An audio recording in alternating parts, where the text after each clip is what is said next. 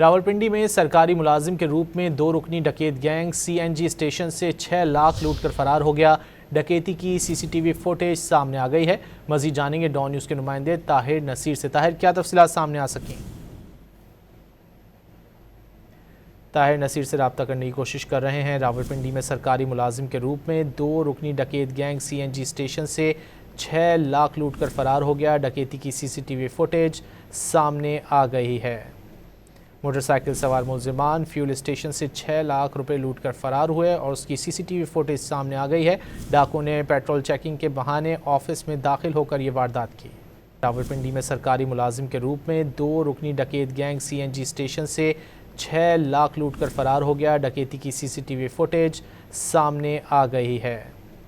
Motorcycle सवार मुलजिमान fuel station से 6 लाख रुपए लूट कर फरार हुए और उसकी सीसीटीवी फुटेज सामने आ गई है।